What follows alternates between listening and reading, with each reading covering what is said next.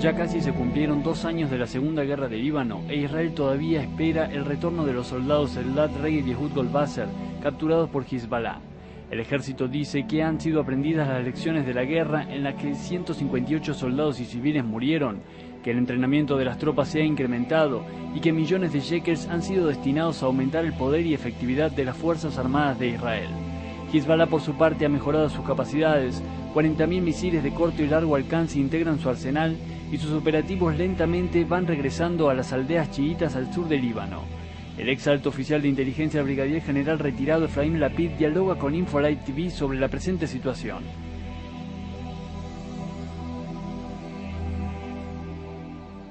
The war 2 years ago was a war with Hizbollah. It was not with Lebanon as a state, it was with a terrorist organization which is a totally asymmetry war. Israel, the government, the military system, and even many other civilian organizations. We studied the lessons from this war.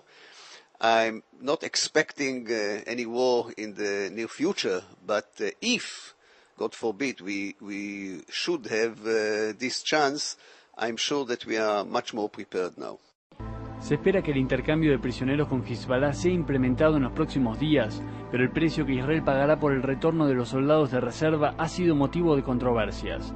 Están aquellos que creen que es un error intercambiar a los 2 soldados israelíes de los cuales se cree que están muertos por el terrorista vivo Samir al-Quntar, otros operativos de Hizbolá y cuerpos de combatientes caídos. Otros piensan que los soldados deben ser traídos cualquiera sea el precio a pagar. We have to do all in order to bring our soldiers back. These are criteria without any moral aspect. When we had to fight with states, like we did it in the past with Egypt, with Syria, with Jordan, the exchange of prisoners was according to the international law.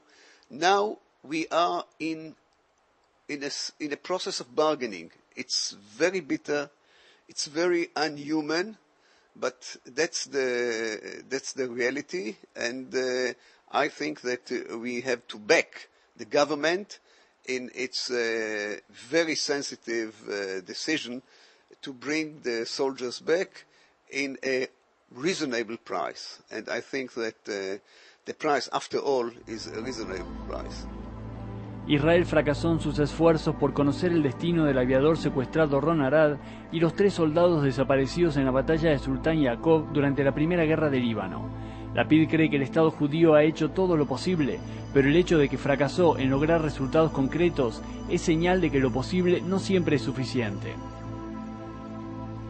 I don't remember any other case in the history of wars that more than 22 years a country like Israel is searching one soldier, one very important soldier, but one soldier without any effective results. In the history of Israel, we have almost less than 200 missing soldiers from the War of Independence until Ron Arad, excluding the 3 soldiers, the 2 in Lebanon and Gilad Shalit in Gaza, that I think that is going to be solved.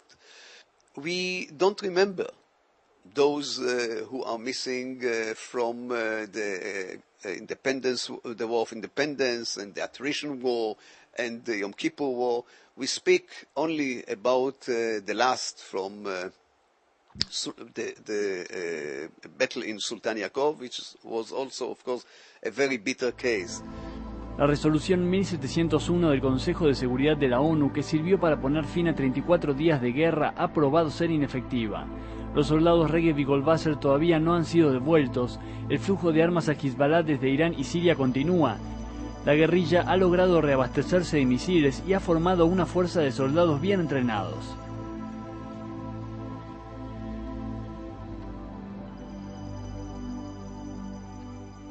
A resolution of the UN generally is a very high target, and I can't remember any resolution that was a comprehensive solution for a certain crisis all over the world. I think that one of the very important benefits of resolutions 1701 is the involvement of Europe. Now, France, Germany, and other European countries, but Europe as an entity, the European Union also, and NATO, are involved now in the Middle East more than they were in the past. Multinational force, I think that no one believed really that this force could be a factor to prevent totally smuggling of armament to Lebanon. But I think that even the symbol that Hizbollah sees also, that UNIFIL in Lebanon is a factor that they can't ignore. En caso de que una nueva guerra se desate en el norte, los cohetes de Hizbolá caerán sobre los poblados de Israel, pero Israel no se contendrá como lo hizo en la anterior conflagración, dice Lapid. Él agrega que duda de que Siria se involucre en un segundo round con Hizbolá. We will act very, very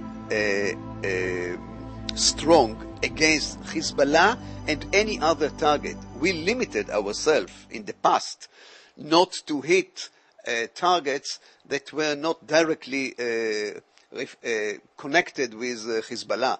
They know that Israel in the future will not react the same. There is a possibility that Iran or even Syria may join in. Syria is a very, very weak country now. That's not Syria that we knew from the past. We can also see the initiative of President Assad to negotiate with Israel, not because he is now a Zion lover or a new friend of Israel. He understood from his interest that he has no chance in any military conflict with Israel. I think that we have to pay attention, of course, to Iran.